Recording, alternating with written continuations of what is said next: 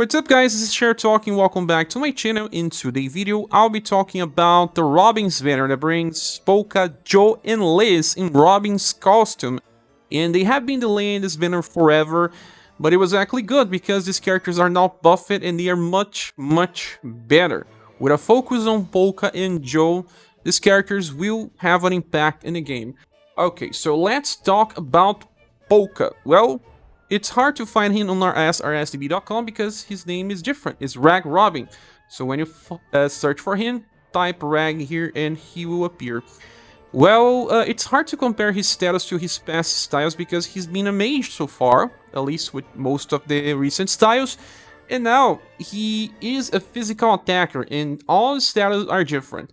With SDR we have 103% with 15 as bonus, and then we have endurance on 90% with +5.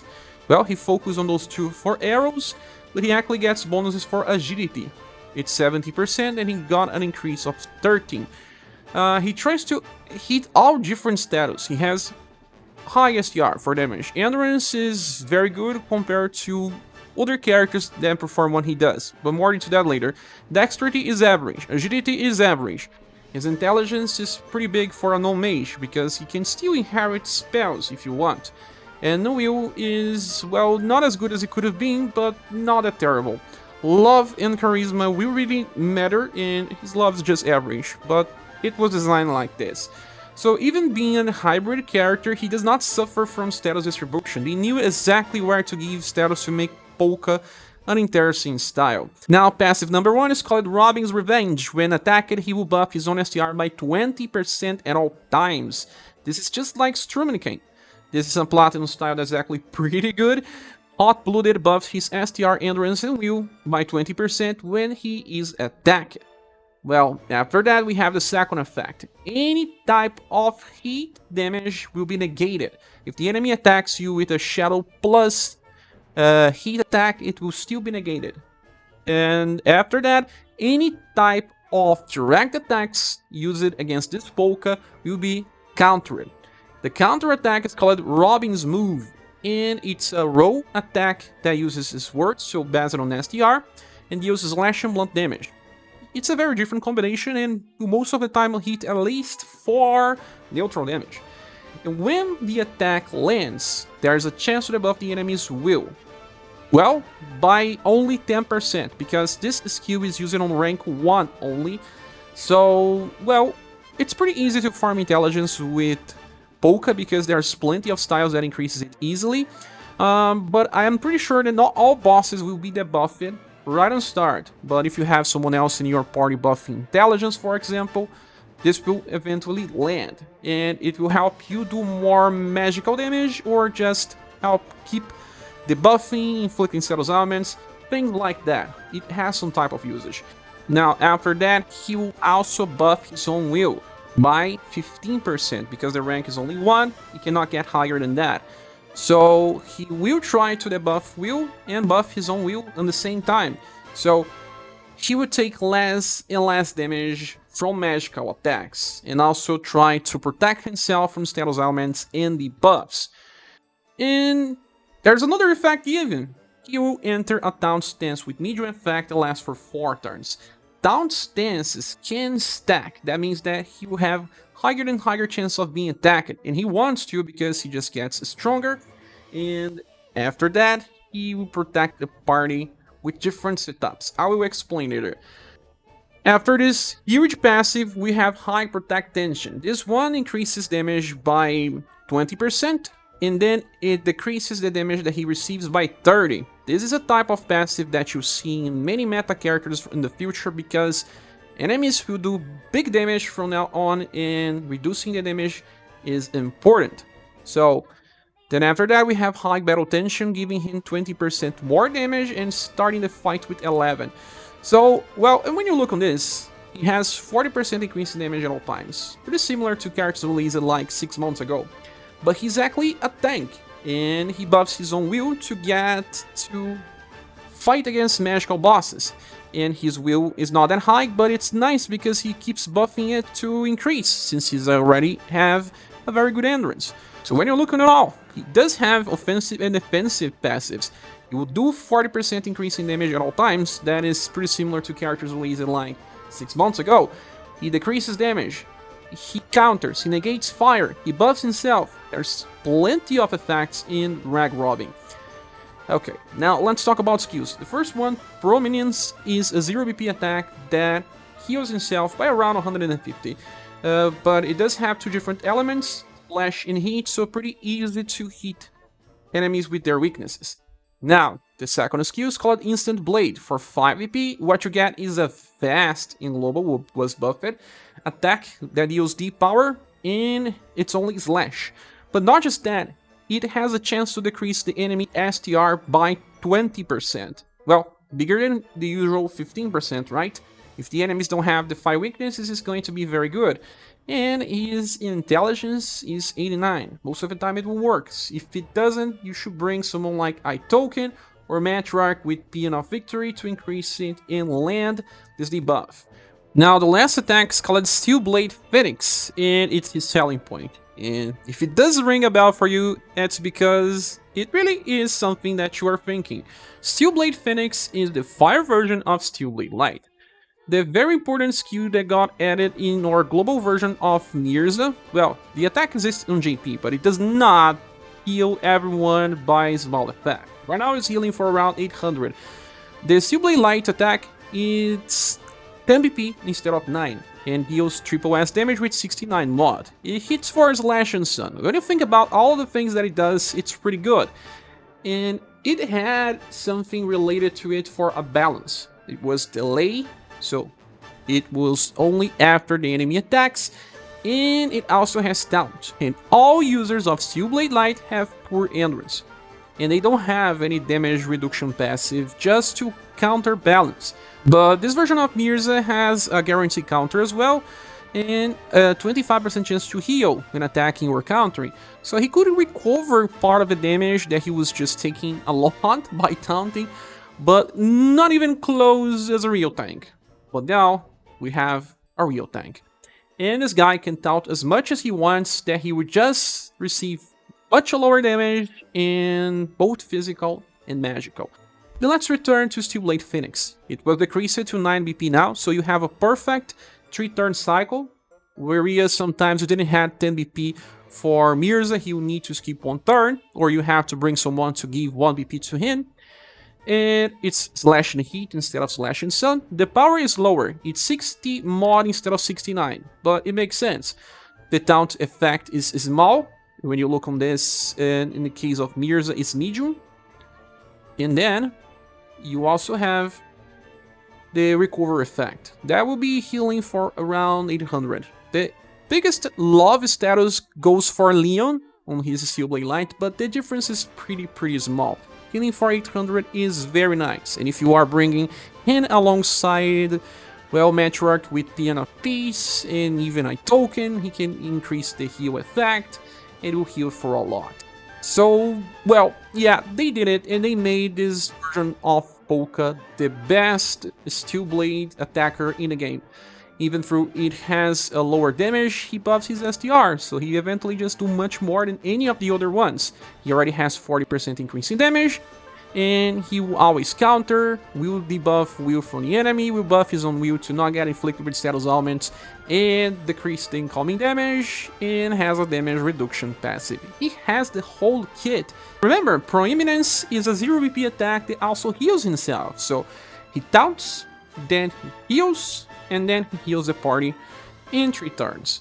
It's a very effective strategy for future content. I know some people will say that Steel Blade Lights are not always effective in some content when, well, you can clear it pretty fast, then you can just use the shields from Matriarch and now from Empress, but if the fight is pretty long, it really helps. Like when we are facing someone like Apollo, well, if there is a future tower with enemies with a lot of HP, just remember Ludwig, we needed Steel Blade Light back there.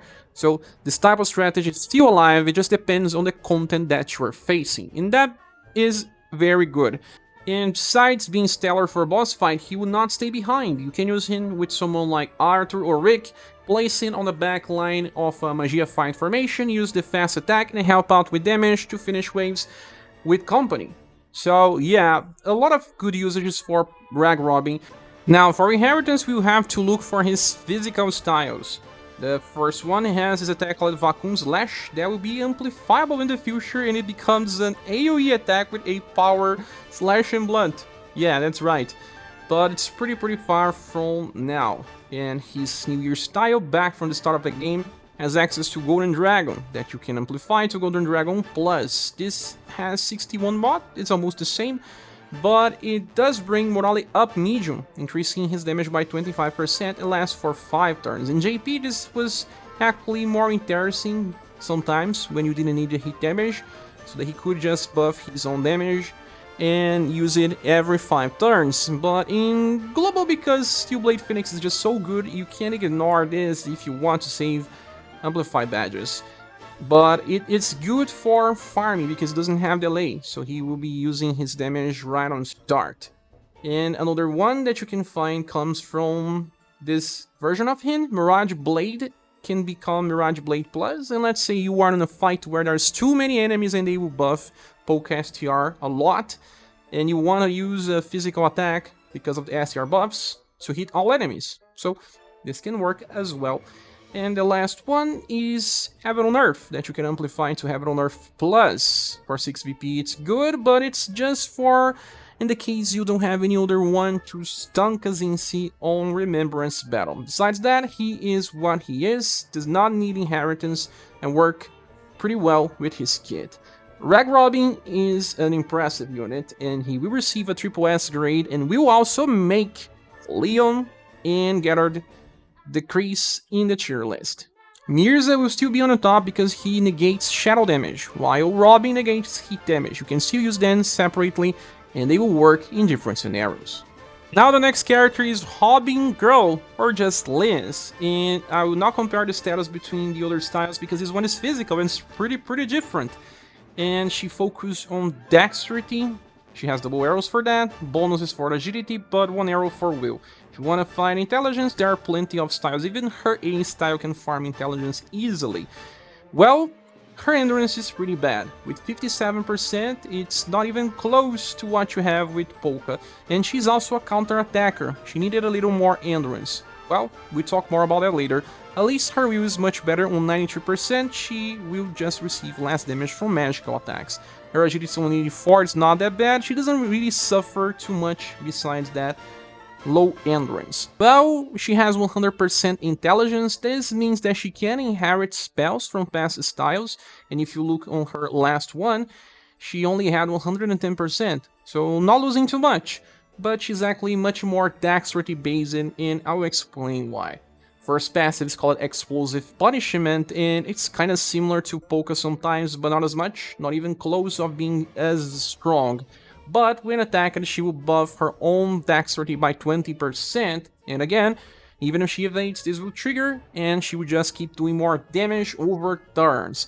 And she also nullifies all types of cold damage, so very interesting as well if you need to negate that if the enemy has single target attacks. Just like Polka, you can use a formation like Rising Phoenix X and draw the attacks towards Robingirl. And after that, any type of direct attacks will be countered, just like with Polka's, but again, her endurance is not that high. That means that you don't really want to use her in the front line unless you have a lot of sustain. But it can still happen if the enemy attacks with AoE attacks that has physical and direct. And the counter attack this time will be Robbing Bomb. This one is at least AoE, it's better. And it has deep power and hits for blunt and heat damage. And has a chance to inflict confusion on target. The chance is low and confusion lasts for 4 turns. Well, I can tell you one way of using this. Let's say you are on tower and you want to inflict confusion and you have more than one character to use, you can place Robingirl in a formation that increases intelligence and bring someone with a shield, either Matriarch or Empress. So she will counter then with confusion without having to use VP. This works. It's not exactly the best way to handle the situation, but works. But compared to Polka, he was debuffing the enemy and buffing himself. It's much more useful in boss scenarios, where confusion is not useful in bosses. It's useful in challenges. So it stops here. It's not full of effects like Polka's. And now the second one is called Breath of Invigoration. When landing an attack, she will always heal for around 150 and recovers 1 BP. It's worth to say that her love and charisma are not high on this style. And then the last one is High Protect Tension, increasing damage by 20% and reducing all damage received by 30. So let's talk about this. When compared to Polka, she only has 1 damage passive because she wanted to get BP. She has access to 4 a turn, and she also self-heals with any of her attacks. So you'll survive better because she needed. Her endurance is pretty bad. Negating cold damage, like I said, can be useful in very specific boss fights. Even if not as good as Polka, there's plenty of effects here. For our skills, we have Ice Arrows, a 4 BP attack that is indirect and hits for Pierce and Cold, and when the attack lands, there is a chance to debuff Agility by up to 15% on max level. Well, because of Breath of Invigoration, she regains 1 BP, and that means that Ice Arrows can be used anytime she wants. But Agility debuffs are not as good as before, because bosses have Defy weaknesses many times. If it doesn't, it's pretty good because you can keep using, but there are other characters that have access to agility buffs as well, like Halloween Princess White Rose, and sometimes she will add much more to the party because of her mechanic to buff Will, and even Cleanse, buff other status. So Ice Arrows is not exactly refreshing, but good at least since it's free, and if you trigger Explosive Punishment Dexterity buffs, it can even do some good damage. The second skill is called Assassin's Arrow Plus. This one is an amplify over an old skill and it became fast and global. Well, the skill was pretty useful back in the days for Conquest when you could instant kill all enemies in one node. This does not happen anymore. They always throw some enemies with resistance. But because this one is fast, it means that it will be easy to use in these specific nodes with some enemies that can be instant killed. And when she fails, you have to bring someone to help. And she can even use this 3 times in a row. I have to say that in story, I never saw 3 waves with just 1 enemy that could be instant killed, but maybe in some events this will help by being fast, but it's not as good as before. Then the last attack is called Dragon's Frenzy. For 8 BP, she gets an AoE attack that will hit for Pierce and Cold again, and there is a chance to debuff Agility, just like Ice Arrows, by up to 15% too, and a chance to stun as well, but the chance is just low. Her intelligence is not on par with other mages, that means that she may fail sometimes to stun, but there will be enemies that will be inflicted. Stun is more used in challenges and the enemies won't have that much will to negate, unless it's just like the first version of War Tower where you need to buff any character to be able to land something. But as you see, she has Dragon's Frenzy as a turn 1 attack and then Ice Arrows. If she skips a turn, you can leave Assassin's Arrow on 8 and she would just use Dragon's Frenzy on turn 3. But at least it's a perfect AoE cycle. Sadly, she doesn't have any type of nuke for a single target. Assassin's Arrow is not strong enough if you want to do damage. Even if you think about Explosive Punishment buffing her dexterity, it's more about doing AoE than just going for a single target. Let's check Inheritance on our SaGa because there's plenty of things that only comes in the future, like Double Shot Plus. This attack will be double hits with E power only, but for 3 BP, it's actually strong. We already have Water Gun Plus in Global. This one gives Guard Down Small. That may increase damage on Overdrive if you're desperate. Then there's Water of Life, or another heal spell, Water Beats, from in Summer Style or the last limited one.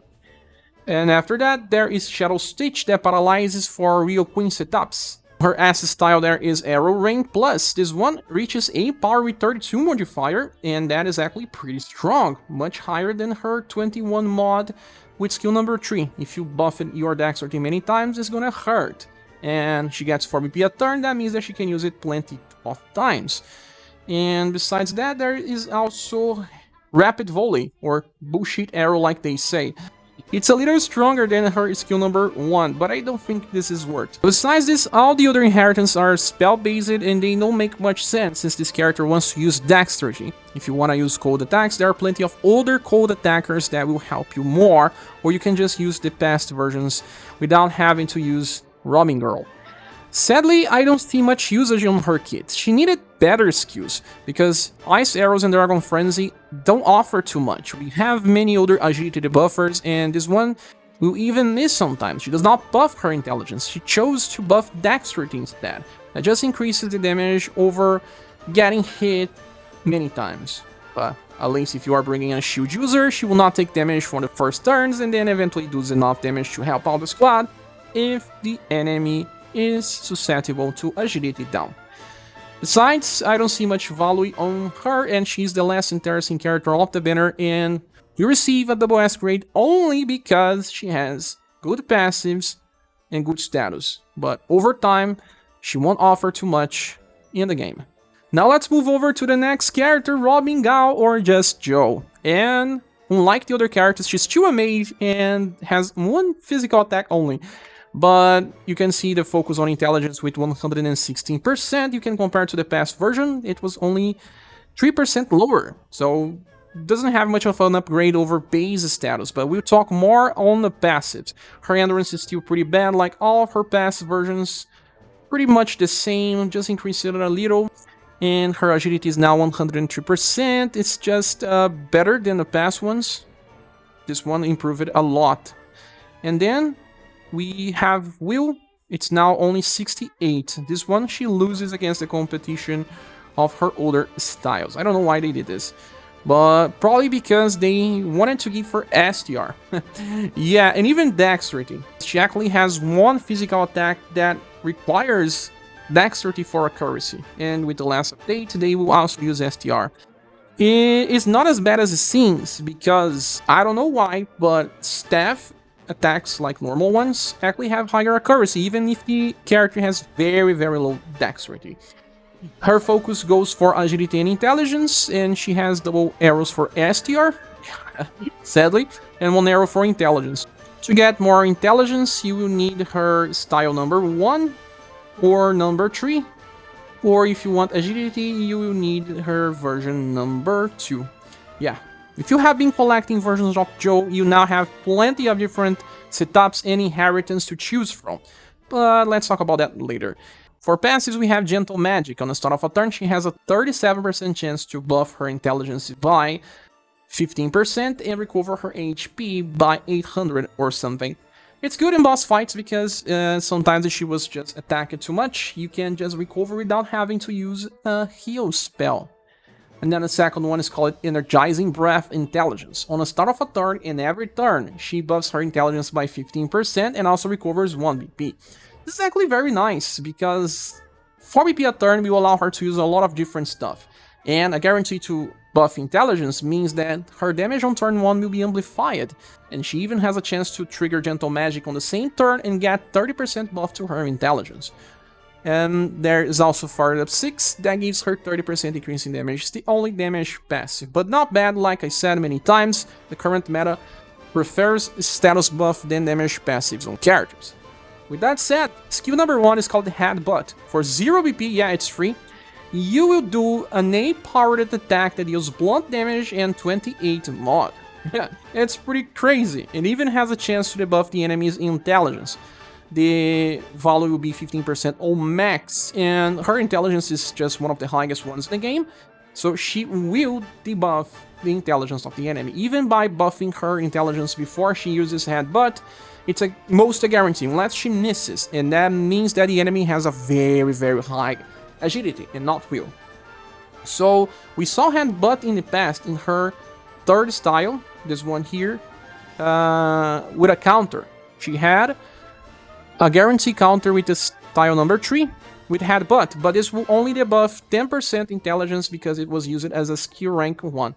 So now it's free and you can debuff when you are not using her powerful attacks. And Robingal has actually many different setups to be used, but does require more inheritance than the other characters.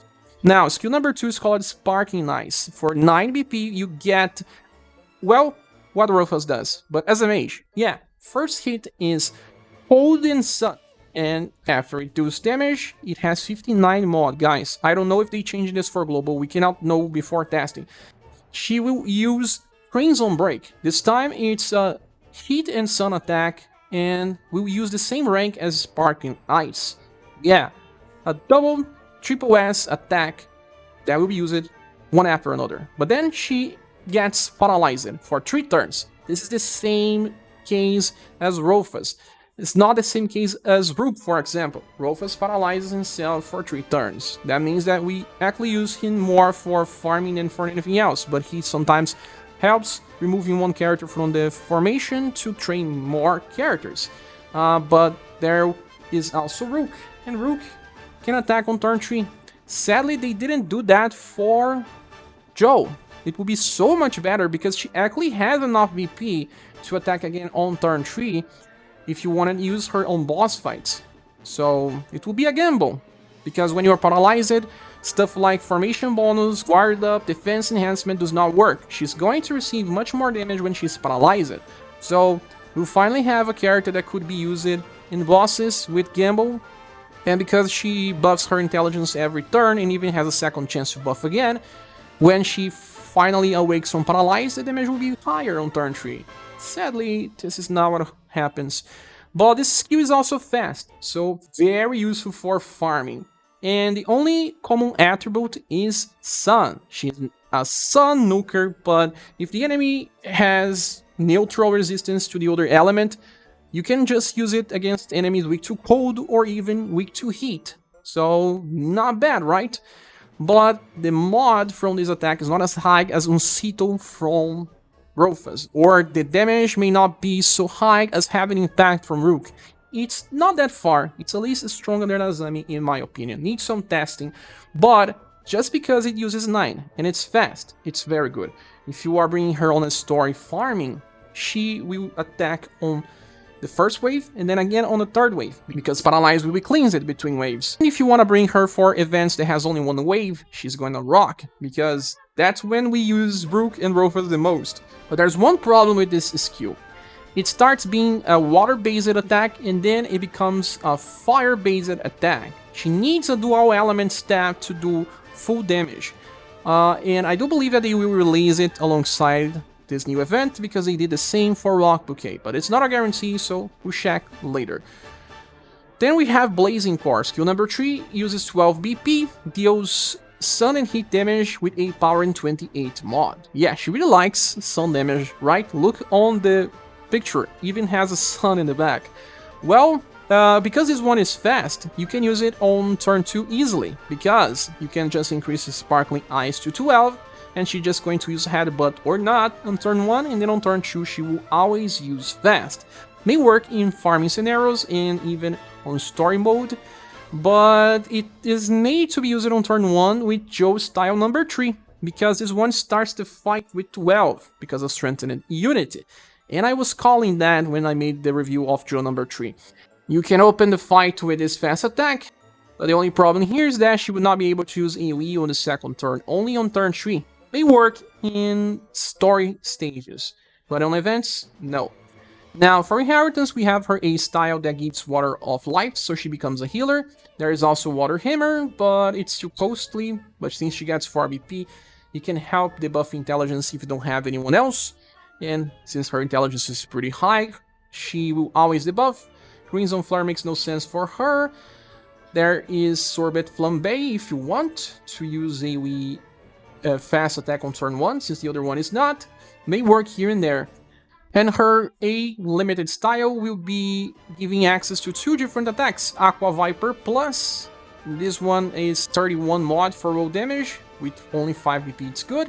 And the other attack, Wrecking of Fire, will reach triple S column damage on turn 1, so very powerful. There are other characters that have access to this, but since her intelligence is good and she buffs herself, damage will be very strong. Besides that, I don't think the second version of Jo adds anything. You just have a single target attack, checkmate, that is inferior to Jo third style Spectacle Portal. This one is much better because it hits 3 times with C power. It's like 4S damage, it costs 11, she cannot use on turn 1, but if she opens a fight with Headbutt, she can save VP and then wait for many intelligence buffs and nuke with Spectacle Portal. You can even use it twice if you save a lot of VP. So yeah, I think this Jo is amazing because of Sparkling Ice, Headbutt being free, Blazing Core adding to farm. I don't think she as good as Polka because Polka does have more utility altogether. If you have been collecting different versions of Jo, this is the best one. It will deal the most damage of them all. Now you have plenty of different setups and cycles to use, embossing and farming, but I have to say that when considering her as a farmer for single target damage or even her fast attack, she's very good. She deserves a triple S grade as a farmer besides Rofus and Rook, but not as a boss specialist, because Sparkling Ice opens her weaknesses and she may simply die when being paralyzed. And if you don't have Spectacle Portal, you will be missing out on very big damage, so it reduces her utility. She's not as good as Polka, but it's much better than Liz and does have a good design. So she's going to receive a very high double S grade for bossing or a triple S grade for farming. That's right.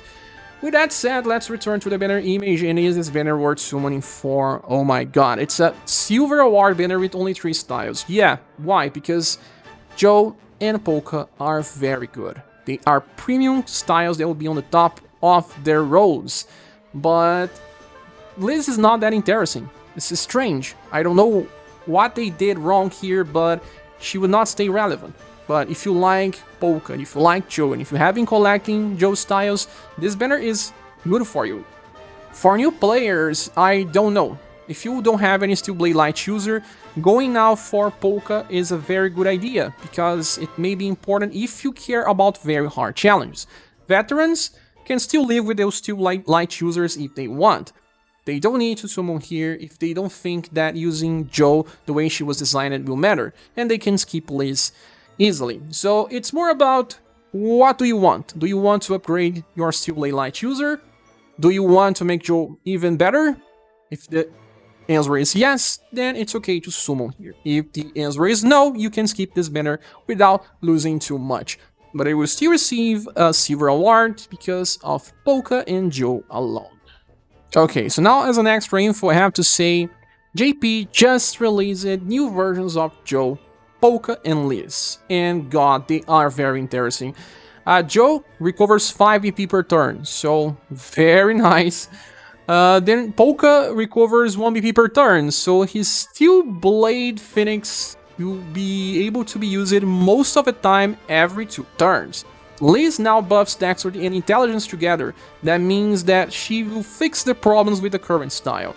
And there's much more into them, but I don't want to talk about them right now. We don't have the information on our SaGa yet. I'm here only checking game width, but that means that they have a future. And the Global X devs probably did this in purpose so that you know that these characters get even better in the future. So it's a safe investment, I must say.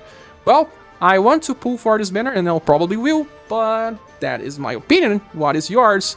What do you think about these characters we will be pulling? Please say here in the comment section. Thank you so much for watching this video. Please subscribe if you still haven't, and if you want to support the channel, there are links in the description of the video. Hope to see you soon in the next one. Bye.